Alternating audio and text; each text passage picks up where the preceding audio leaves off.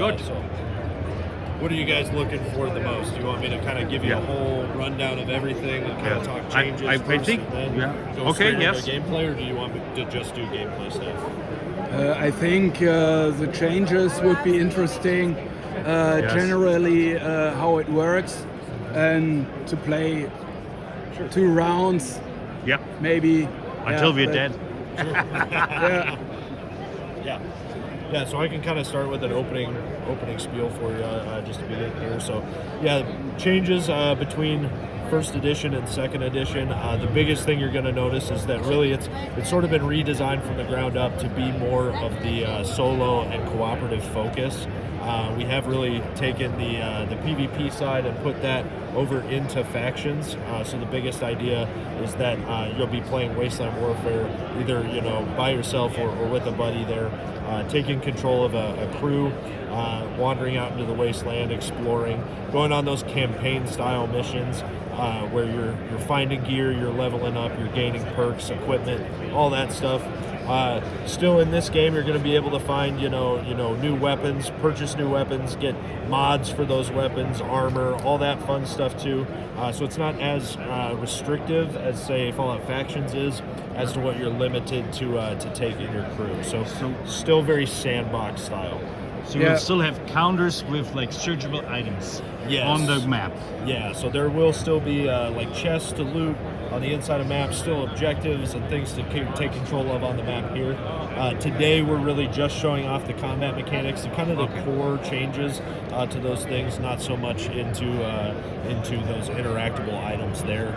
We just kind of want to show off the base rules. But as everything has been moved away from cards, so there will be lists where you basically roll a die, and then I get, I don't know, the laser pistol. Yes, exactly. So kind of if you remember in the first edition where we released the location charts that had all of the roll tables, like the D20 roll tables, it would be more similar to that. Okay. So kind of that same idea, especially for the locations, where it kind of gave you like a vague description of the location. Similar in that way. All right. Yeah. Okay. So no longer the decks of cards. Yeah. Did we get some scenarios from you in the book, or are there any plans to build scenarios? Yeah, so the campaign book in itself, like the rule book, will help you to make each one of those scenarios as you're going from mission to mission in the campaign. As far as like pre-written scenarios themselves that are not part of that generation piece, can't speak to that yet. I could imagine that we'd do something like that in the future, but as of the initial release, I don't believe there is. But definitely something that can be done. Yeah. Well, we just heard about, so we teased yesterday also about the mole rat model, the new one, and apparently that comes in a box with maybe a campaign with it as well, right? Yes. So the vermin box with mole rats and the big mole rat mother and a campaign around it. Yes, yeah. So the first kind of focus after this we'll have quite the focus on creatures, bringing all those stuff in, especially to give you stuff to fight, as adversaries in the game, the NPCs that you expect to run into. Yeah. Mm-hmm.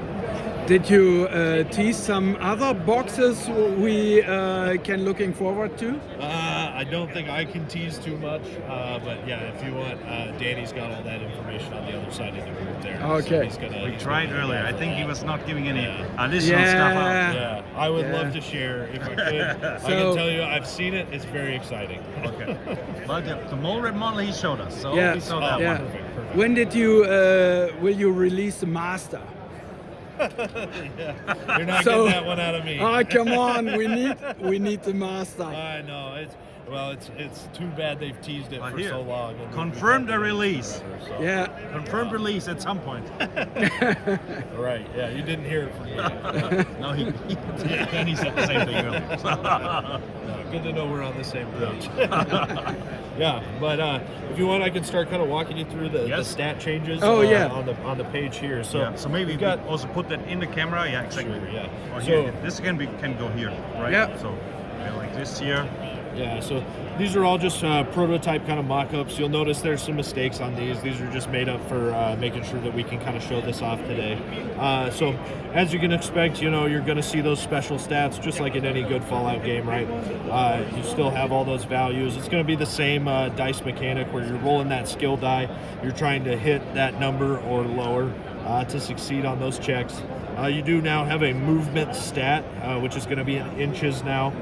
We are getting rid of the range rulers. Everything is moving to inches, so it will be all tape measure from this point on. We do still have our armor boxes here.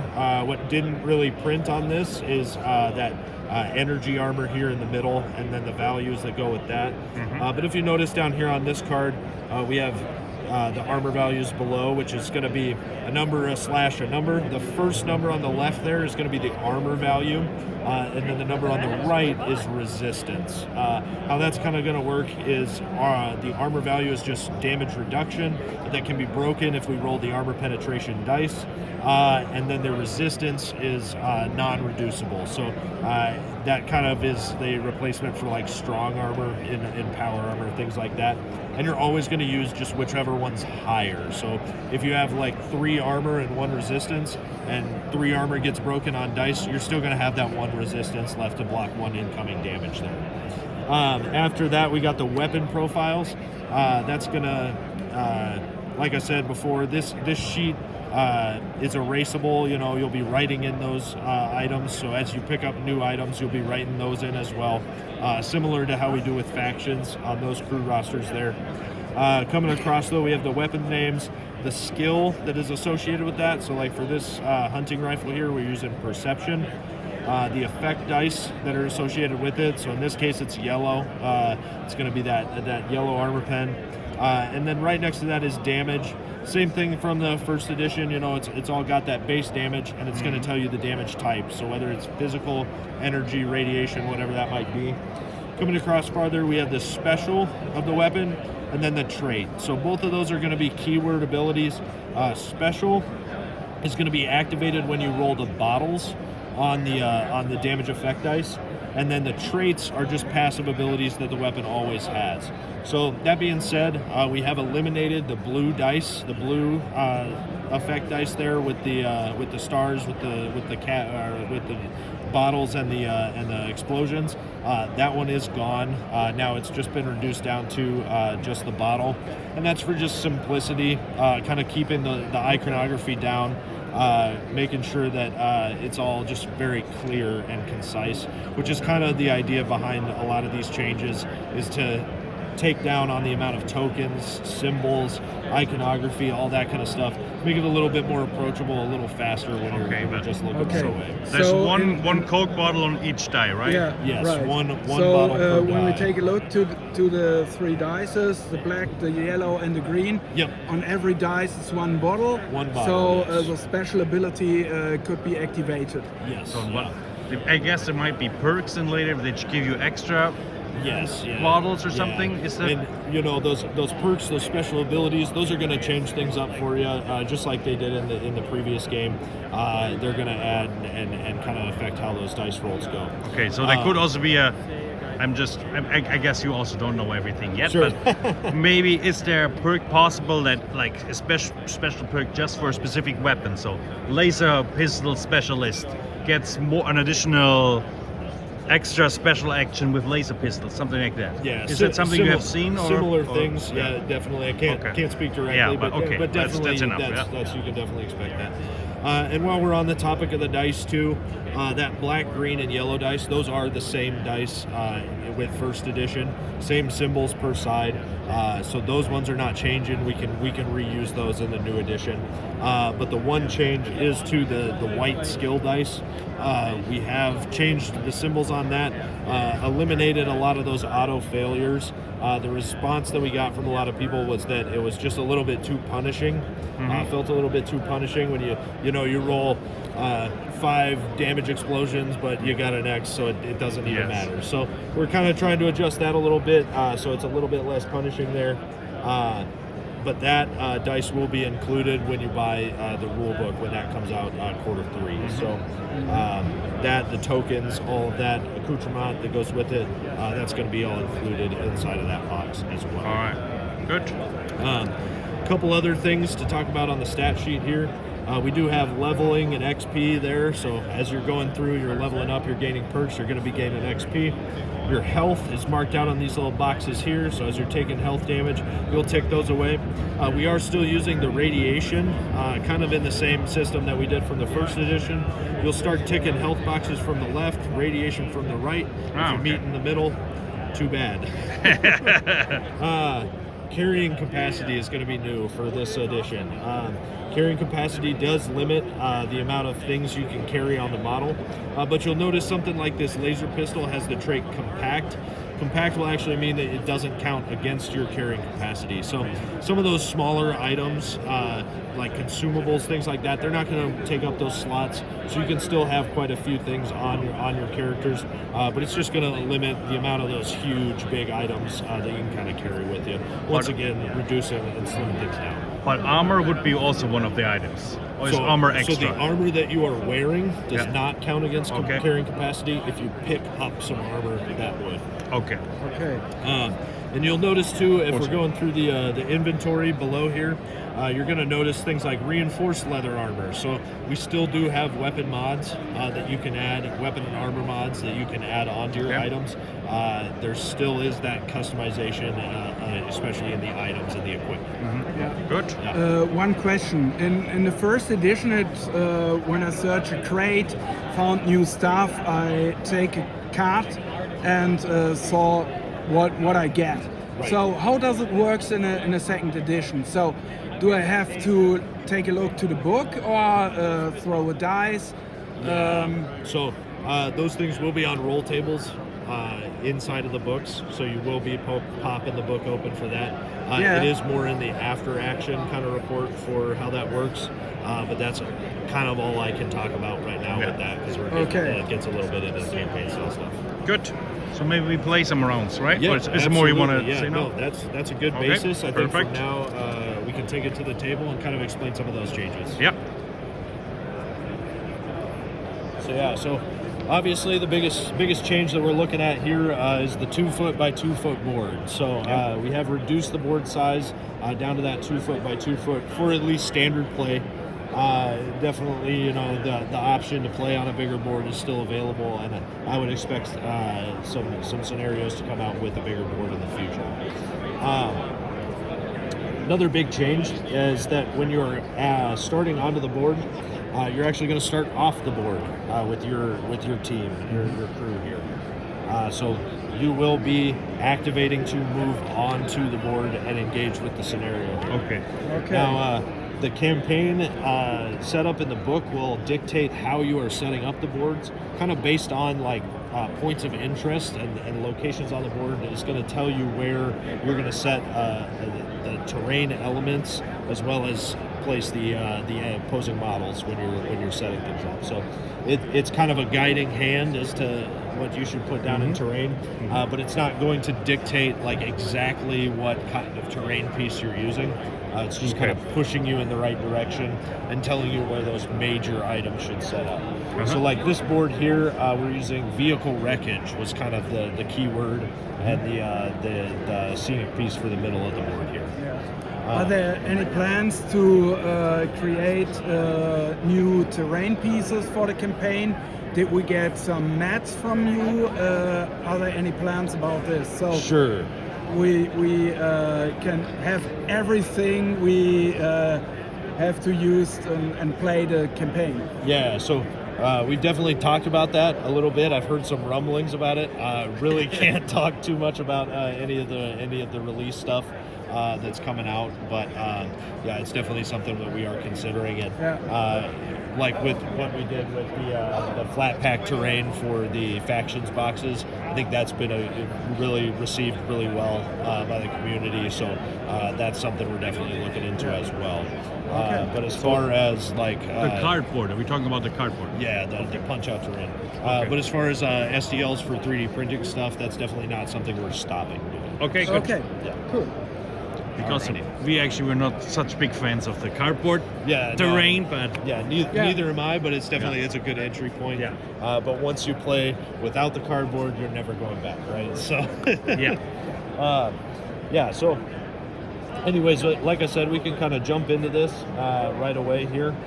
When you do start the game, when you're entering these combat encounters, the heroes will be starting on the first turn here. So if you'd like to pick one of these three models on our side here that you'd like to activate first, we can go ahead and begin. All right. I think we'll pick our vault dweller first, Nate, Yeah, that's or whatever the plan. name is on the sheet. Nate's Blaine is what we're calling him. Blaine. We got Blaine.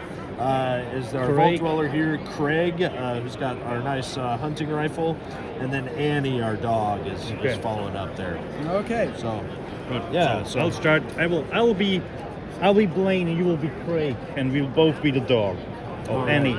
Good girl, Annie.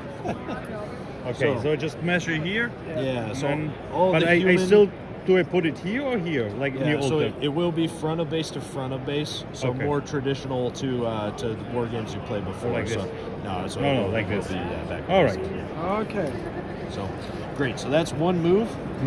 Like we said before, you can still take two actions on your turn. They can still be any mix. So you can move, shoot, move, shoot, move. Any combination you want of those, as well Okay. as activating items, activating points on the map, looting chests, anything like that. And I can I don't know what I wanted to say. First, what's the goal of this scenario? So Yeah. what we Sure. So right now, like I said, we're really just showing off the combat. So Yeah. we're here just to fight. That's Okay. the idea. We But just want to. I shoot would some assume stuff. that maybe you want to Yeah. find some item in the truck or something Sure. for salvage. Okay. Yeah. Yeah. Or something, Yeah, and then absolutely. suddenly there are super movements. We've moved onto the board here, so Yeah. that Oh. was one action. And now I remember what I want to ask. You Yes, can sure. always measure, right? Yes, pre-measured All right. fine. Yeah, always fine. Yeah, so we've moved onto the board for our first action. We do have a second action. The range on our laser pistol here is going to be 8 inches total, and then 6 inches for the short range. So we are definitely within 8. I Eight, think yeah, we're going no to be short. just outside of 6. Yeah. So All right. the dice that we're going to grab, we're just going to grab the white dice, as always, anytime we're testing anything on the skill, on the specials there. And then a black and green dice All right. as the Black base and for green. the laser pistol. So we'll go ahead and give those a shake. All right. Where do I roll? We have We no were looking space. for... yeah. Let's move that. Oh, no. Back up there. Okay. Alrighty. We're rolling against intelligence here. So our intelligence is going to be a 5. But So now 9 unfortunately- minus 3, I failed. I got a Yes, 6. Yeah, so unfortunately we Okay. failed. So we weren't able to hit that shot. So that is going to be the second activation for Blaine there. So we'll put the activation token next to the character. And the tokens are, we talked about this yesterday, the tokens are not final. They might look different. What about the size? Is the size final? Yeah, or is it so the size is also not final. Okay. Nothing too final on the tokens. Alright. Just kind of giving you an idea what to expect. I do think the half kind of moon shapes where they sit nice against the base Okay, this is is definitely fine. gonna follow that trend, just like we did with factions. They're Alright. nice and easy to keep track of who that token is on. So Alright. we like that design. But yeah, so you'll notice too, we did take our 2 actions. We put the activation token, holding the actions, like putting the activation token on and then passing your turn. That is no longer going to be in the system. It's Okay. just going to be that token to show that that model is activated. Now that this model is done with its activation, we're going to go to the priority and Okay, threat so quickly triggers. Yeah, check so that take here. So look at there's that a guy. bunch of a big list that actually we go through now, and then according to that you assign tokens, right? Yes, yeah, So- absolutely. So, Yeah. starting off, we're going to start with the priority triggers here, which the first one is this model makes an attack action. So, we went ahead and took a shot, so we will put 1 priority token on our Vault Dweller here. And then during a move, this model is within an unobscured line of sight of an enemy. So we are within line of sight of this enemy here, so we will tick that up to 2 priority. So priority kind of represents how much attention our model is drawing, right? So the more noise, the more commotion they're making, the more priority that model is going to receive. Okay, Now, wait, just before we go on, Yes. I assume there will be maybe perks or models that will not have the same triggers. Is the triggers the same for every model? The triggers should be the same for every model, Okay. but there are certain things that affect how that works, right? All right. So one of the things that we can talk about right now is that our Craig, our Yeah. guy with the hunting rifle here, he has shadowed light armor, and that shadowed mod actually means that he counts as having 1 less priority. Ah, okay, cool. So there are stuff that will affect that system. So, So But and the you can also priority list is on every model the same, so nothing, no plans. So the Brute Mother has another priority triggers and yeah, and you might see that like in special rules or special effects, but as far as the base goes, Okay. that's but right. still, I mean, you could use it to your advantage. You send the tank in, who like does all the noise, so he gets the most counters, and the Yeah. guy with the stim packs is in the back and gets no counters. He Yes. gets Yeah. not Yes. attacked. So I played Kingdom Death before, so Sure. there you have a card deck. You take a card and look to the triggers. So every time you get surprised, what the trigger, what the Sure. enemy wants to do. Sure. Yeah. So, No, absolutely. but that's not. Yes, and most of these are pretty basic things too on here that kind of keeps it generalized there. Not really anything that's going to jump out as being crazy yet, but like I said, there is still room for that design space. Okay. So I wouldn't be surprised if we saw that, especially on more boss style monsters or things like that in the future. I am also. I played lots of Kingdom Death. So Yeah. Yes, love That the was- game. Big shout out. Oh yeah. Adam, Yeah. Big if you fan, watch big this fan. video, probably not. Yeah.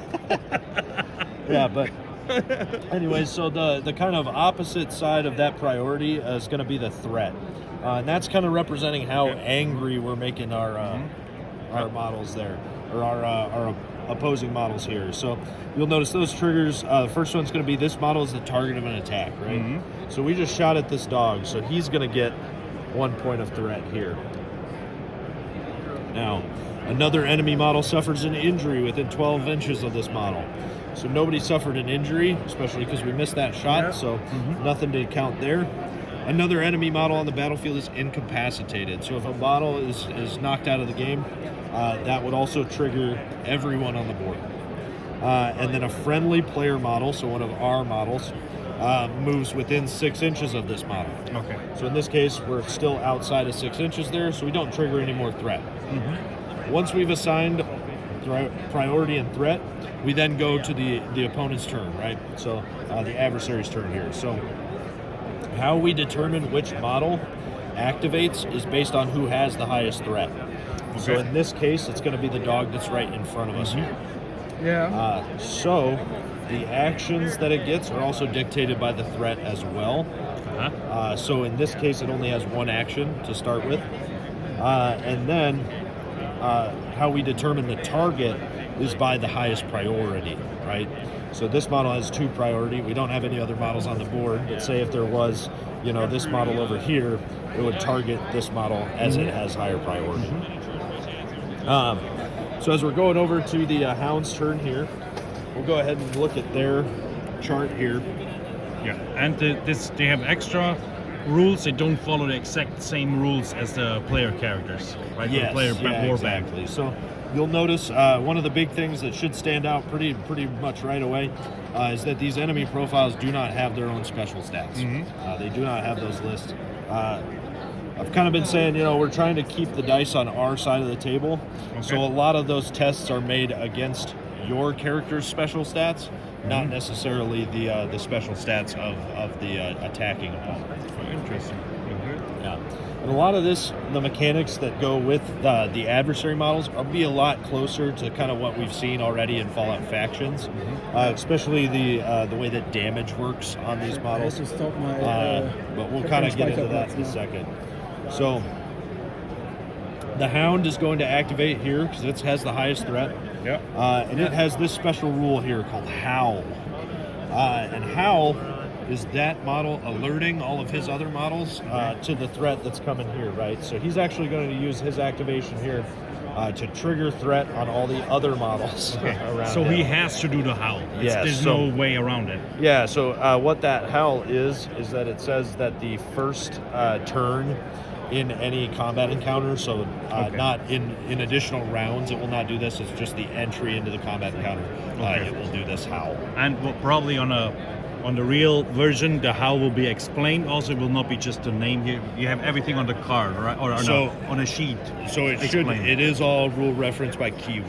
Okay. So, All right. like So- I said, I'm not sure how much right. they'll expand on this. They might put some additional text on these, especially for some of those more specific keywords. Yeah. But All right. I can't say yes or no Okay, yet okay. on that, as we don't have the final product out. So, Okay. so we've targeted or triggered all of these other threats here. That would be the activation for the Hound, as it only had that one threat. Now, if it had additional threat, it spends a threat to activate. So it can actually activate multiple times in that one turn based on how much threat. Okay. Now, So when it's activated and do some additional stuff. So how movement will work? So what will he do? So yeah. So movement and the actions that the adversaries take is based off of this behavior here. So we see that the behavior on the mutant hounds here is Marauder, but somebody like this super mutant below has the brute behavior.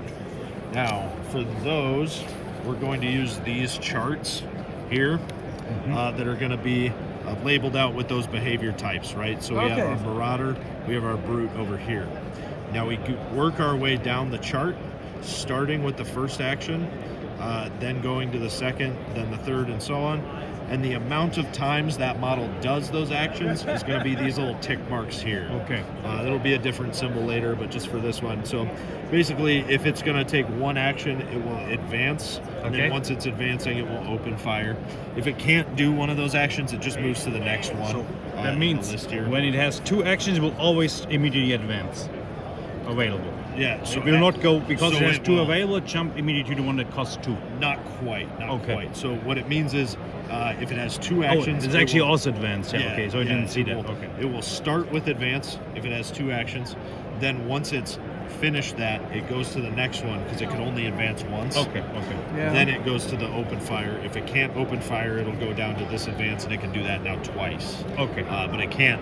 It's basically just a limit if you have like 4 threat. It's not doing the same action 4 times in a row. All right. Just because it can. So kind of work your way through those as you're taking those actions, and those actions are available. All right. Yeah, and you'll notice the different profiles will kind of do different things. Like a skirmisher behavior, their first instinct is to go ahead and take cover and then open fire on you there. So you do kind of get some difference and variations. And as well, these titles are kind of generic enough that they can float around between a lot of different adversaries and even adversaries inside of the same faction, right? So kind of saw something closer to this in Call to Arms when we did our Elder Scrolls game, but that was a little bit more specific. Like all the Draugrs had the Draugr behavior, you know. This, you know, my mutant hounds have the Marauder. My Supermans back here have brute. There's different activation tables within the same kind of subcategory of creature, right? So. Yeah, so going back to the board here, we did finish the activation for that Howl. So we'll go back to the player turn here for your second model. So we can decide Craig, which one we or want the to go dog. there. I think we activate this one. Sure. The movement is So the dog's movement is going to be 6 inches there. yeah. So I can also come and gain from. Yeah, so from for here. this, we're just starting anywhere on this board edge. Is where we're okay. coming from. Okay, I thought we had to start here. I do something. Yeah. maybe stupid, and I will attack. So, by the size of the dog to the mutant hound, I'm comparing pretty the sure sizes. that's a really good idea. Alrighty, so looking at the attacks on the dog here, that bite melee is going to be 1 black and 1 yellow dice for that one there. So always rolling that white skill dice. Then we have strength as the target number, which is going to be 4. All right, Yeah. perfect. Oh yeah. yeah, they hit. Yeah. So we've done the damage of the bite, which is 1, and we know it's physical damage because of the symbols next to it, right? And then we add the damage that was rolled, so it goes up to 2 damage for the attack. Yeah. This is where we kind of get a little bit different for this second edition here, and we compare the amount of damage to the defense of the model that we're attacking. So in this case, this mutant hound has 2 defense. We have 2 damage incoming. This is where it's really similar to factions. If it's meeting or beating the amount of defense, it will cause what's called an injury. If it's under but still hitting, so had we done just 1 point of damage, it would have been what's called a shock, which is very similar to injuries and harm in factions, but of course changing the names a little bit to distinguish a little bit. Okay. Yeah. So we'll mark that injury on the mutant hound here. This one over here. So we record that damage on the model. There's no hit points on that model. It's just at this point in the game, every model has the ability to take 2 injuries before it is removed. Some of the tougher models, like the super mutants here, are going to have higher defense to represent how they are a little hardier. But yeah, for this one, it's just going to be 2 injuries, and that's the model removed from the table. All right. Shock works very similarly to harm in that we spend that point of shock off of the model to add an additional damage dice to our next attack. So you get to pick whether you want that green, black, or yellow dice when you're using those. But that should be the turn for, or the attack and the move. So that would be the end of the dog's activation. So we put the token there, and now we go to the back to the priority and threat steps. The dog would now. have not been able to charge. It's charged like. Does charge include the attack this time? Yeah, so we've actually taken charge is no longer a thing. No, so no it's charge. just going to be the moves and attacks. Movement and attack. Nope. Yeah, and part of the reason for that too is definitely since we have decreased the board size, it's sort of the limitation there. Because if you're running and attacking too much at that point, it becomes a little bit too powerful in the melee side. All right. So, so we'll finish out with the priority and the threat triggers here.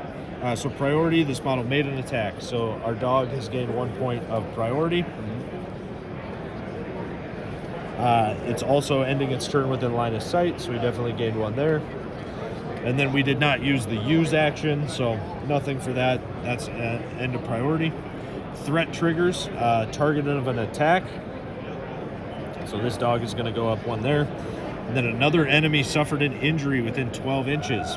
So we suffered an injury here. So now every model on the board within 12 inches of that model will gain a threat. So in this case, everything should gain 1 more threat. Did you place it in that range on purpose? Yes. Alrighty, so everyone's now gained a threat point from that. We look at the end of the chart here. Nobody was incapacitated, so we don't have anything there. But we did have a friendly player model move within 6 inches of a model. Mm-hmm. So since we charged in here, they're going to actually gain another threat onto that dog. I think I mentioned it previously, but there is a 4 threat limit and 4 priority limit for every model. So it can't go above 4. That is the cap. Now that we've finished threat and priority, we go to the adversary's turn here, starting with the model that has the highest threat, which is going to be this mutant hound here with 3. So starting off its attack here, it is following that marauder behavior, like we said before. So the behavior at the top here, going down to the chart. starting with the advance right there, which is, like I said, that move and attack. So it's going to go ahead and move and attack the target with the highest priority. Now we have 2 models with 2 priority. So if there's a tie ever between those, it will attack the one that's closest to it. Okay. So in this case, it's base to base with the dog, so it will be attacking the dog. Yeah. So this is another big change. So we go to the attack stats on the mutant hound here. We look at that bite. We check the range is melee, so base to base. We grab the effects dice associated with it, which is going to be 2 blacks. And then we check the damage here, which is 0. So it doesn't have any base damage, so we're relying on those dice to roll that damage. But some weapons, like the improvised weapon here, that's going to have base damage. So just the same as your weapons there. Now, when we make those attack rolls, we actually use the target's endurance as the target number for that. So in this case, Annie, the dog here, she has 4 endurance. So we're needing to roll a 4 or less for that shot to miss. If you fail that dice roll, that shot will hit. So a 5 in this case, that will hit, but obviously with no damage rolled, it doesn't do enough to do anything to the dog anyways. Now that was 1 action, so we spend 1 threat there. We then consult the chart again. So, but for the it's because of the flip. I think that's a interesting thing, actually. I don't know if I like it. Because you suddenly want to miss, you want to fail, right? Sure. Yeah. Like I said, it's the kind of idea behind that is to make it so it's all kind of rolls that you're making. I understand. On your sheet. I think this will be something that you have to get used to. I would agree.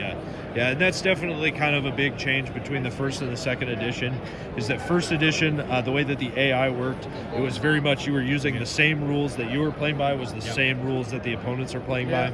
It's now changed a little bit, and once again, just to simplify, kind of ease a lot of that, and keep the record keeping down to a minimum as well. So I've been playing a lot of RPG games, so I mean D&D 5th edition, 4th edition, they're doing like something similar, like that the adversaries are actually less, they have less of less rules, they're lighter than like a player character, so that is that's an interesting thing. And I mean these, not 4th edition but 5th edition D&D, this was doing pretty good. I don't know if it's just was because of that mechanic, but at least it is not. It is a well-received edition. So let's see. There are 2 more threads on the model. So we do take more actions until the threat is done. So the adversary models do get quite a bit of actions here. Now, the Marauder here, that trait, we've done 1 advance, so then now that we've reached the limit of that first category of advance, we go down to the next one, which for this case is open fire, which is not really an action that the dog can do, as it does not have any ranged weapons. But that Marauder stat is used for multiple different, or behavior is used for multiple different adversaries. So there's other ones that will take place on. The dogs here, they're not very exciting. They're very stupid. They're meat missiles. They're just running into attack, right? So we have 2 more advances here, which are just going to be attacks. All right. So that is just 2 of the same attacks on the dog in front of us. And then we take the whole thing away. Yes, and removing those. Okay. Crit. All right. Do a crit. Reduce the armor. Yes. And So one hit. check the dog's armor here. It does have 1 physical armor, so we will break that 1 armor and do 1 damage to the dog. So the crit, that's going to give you guys some extra stuff, but for the opponents there, not too much extra. All right. It's just for sure a hit. So that will do 1 damage, and we would go ahead and tick one of the health boxes away off of Andy there. So we would not apply a counter there. We would just put it on from off. So injuries and shock do not apply to your hero models. They're only for the adversary models here. So they're the only things using that damage system. One question. Yes. The crit means it was not a fail for me. Yes. So it doesn't hit, or So if I throw 5 yes, or no, more, yes. I'm so sorry. I did that backwards there. So yeah, so that actually is good for you. That is a miss. Okay. Yeah, so we would Okay. not record that. Good. That is So my fault. the crit, Yes. Yes, you the have me enemy backwards models here. do not use the crit. Sorry, Yes. I think it was Okay. it was my error. No, Yeah, you're all good. okay. Yeah. Sorry, still getting used to it. Comment Still getting used to comment it. before I flew. Yeah. No Confused problem. you. Yeah. No, we want to see that crit. That means that it's a miss. But we do have another attack on the dog Yeah, too. So yeah. we'll Okay. do that again. So Um, we had a 4. That's Three also damage. yeah, but Yes. 4 But is enough. 4 is the So endurance. So yeah, so good, successful. good. Yeah, we're dodging shots left and right here. We're good to go. So now that model has finished its activation, it's out of threat. We go back to the player models here. And we only have one model left to activate here, which is going to be Craig, that sniper there at the bottom of the board. So let's get him in here as well. What is the range of the? Yeah, so he's got long range is going to be 20 inches, and his short range is 10.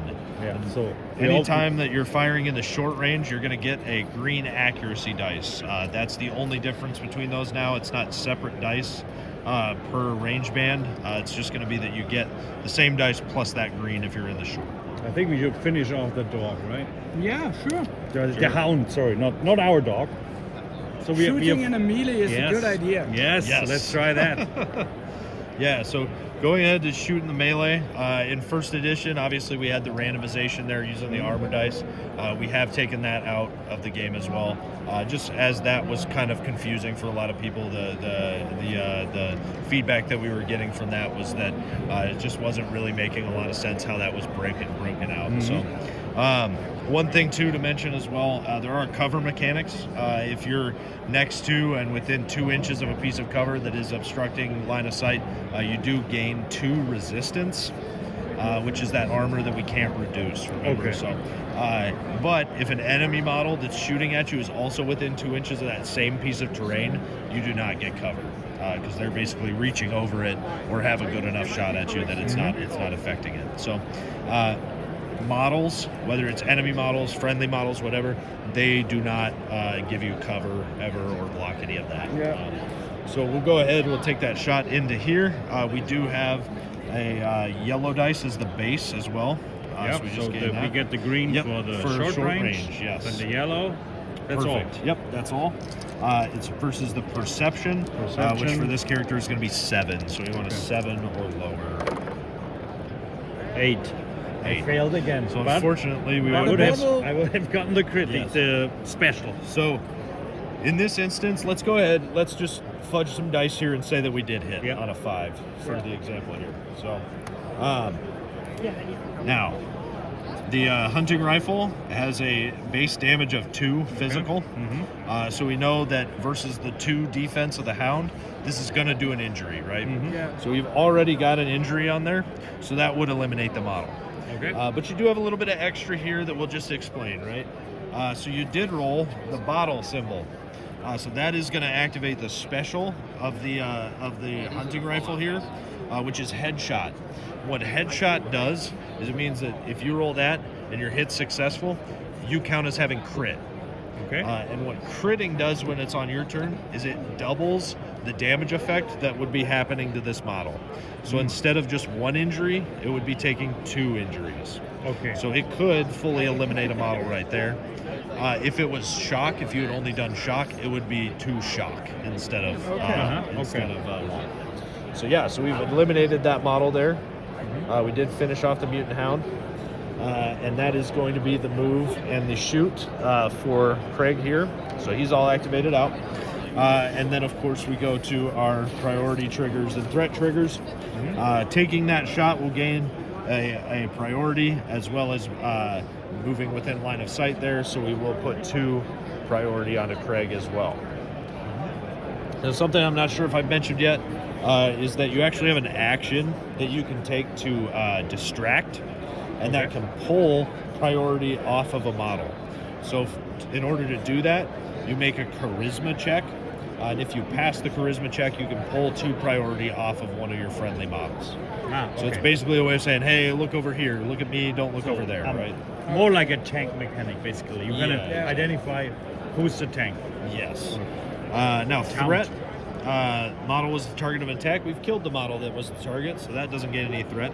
Another enemy model suffers an injury within 12 inches, so that is going to be everybody again. Yeah. So we'll pop up some threats here. There you go. Yep, I got it. Alrighty, and then also another enemy model is, another enemy model on the battlefield is incapacitated. So when that hound was killed, we're gonna pop these up again. Now these back two have now reached their limit. They can't go above that 4 threat. And then we did have, we did not have a friendly player model move within 6 inches of a model. So nothing from that. That's the end of the priority and threat. We now go to the adversary's turn, where we start with the highest threat. These 2 models are going to be tied with 4. So it's actually up to the players to decide who goes first in this situation. Once these models are done activating, that is the end of the round. Since it's everybody on the hero side activates, they get 1 more activation, and then it's the end of the round. Once the round is done, we pull the activation tokens off. Threat and priority stay exactly the same. They're not removed at the end of the round there, but we then start again with the heroes next turn. Okay. Thank you. One more question. How is it possible to play this game with more than 1 people? Sure, yeah. So in terms of like cooperative, we'd be doing basically what we've been doing here, which is you take part of your warband on the other side and can share in that.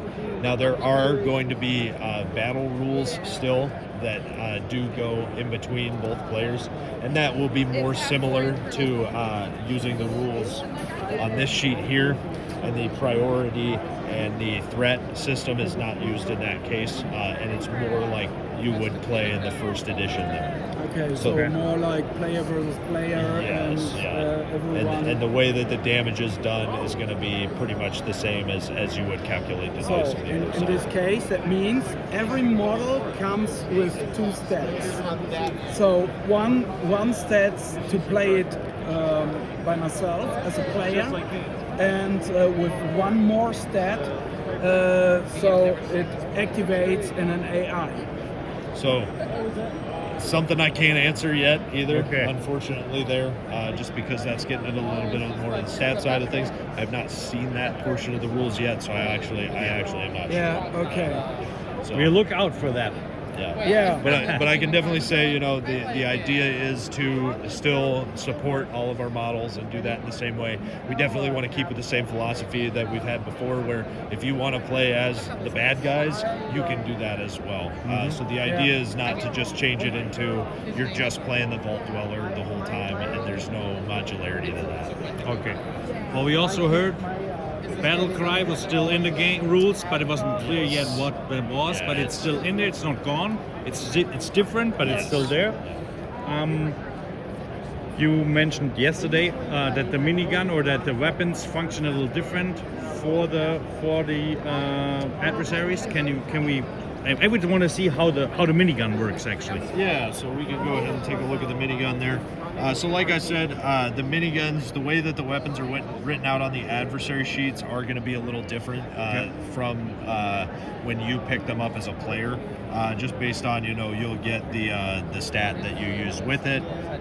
You'll also see the cap values for purchasing or gaining that item. Every item in the game is still going to have a cap value associated with it for list building and for selling off and buying items. Right? So the minigun here, let's go ahead and we can just move this guy up here. Yeah. Okay. And we'll go ahead and we'll just show a little shot here between these guys here. So 16-inch range on that one. We don't have long range or short range for the adversary models yet, or here either. So that's another change between when you have it and when you don't. So it's just going to be these dice here, which are the black, and a yellow dice. Black, yellow. And then of course your test there. He's going to have 6 endurance, so we need to get a 6 or lower to miss. And great, we got a 7, so it does hit. So you'll notice here we got some extra abilities. This burst ability. This is actually going to allow you another shot after it. Okay. So but if we didn't roll- activate that one because Yes. it's no Coke bottle. Yes, So exactly. we only activate this one. Yes. Yeah. Okay. But if we did activate that with the burst, that burst goes to burst 2 instead, Okay. increasing the rate of fire on the weapon again. All right. But as far as the resolution of the attack goes, same way as before, we reduce it by armor and such and such. Okay. Yeah. And are there any quick actions still? Yeah, so quick actions are still going to be on the dice here, so you can still activate those on the dice. Every model in the game can use a quick action for a 2-inch move, just like in the first edition. But we have kind of cut down the action or the quick action bar that I would call it on the first edition, where you had a bunch of different symbols for different actions. But now we're going to have faction-based quick actions that are separate for each faction that allow you to do extra actions like that, as well as things like perks that will let you activate different things on the quick actions. I mean, lockpick and signs and these kinds of computers, they will also still be in the thing. Right? They will still be in the game. I don't know. Institute might have a science quick action or something. Yeah. Okay. Yep. Yeah. So right. a lot of the same bones, but like I said, the idea is to simplify, kind of restructure and move on from that point there. Just with a little bit of a more understandable base, especially for new players trying to get into the game. It's much more approachable here. Yeah. And we have not seen here. There's no power armor here, but I have to ask here. Can the power armor still get damaged? Is that mechanic that's still in there? Yes. And that's that's all you can say. Okay. Okay. So we're looking forward to the power armor Yes. rules. Yeah. But only power armor will probably be destructible, not the reinforced leather armor or Sure. something. Yeah. Okay. Yeah. All right.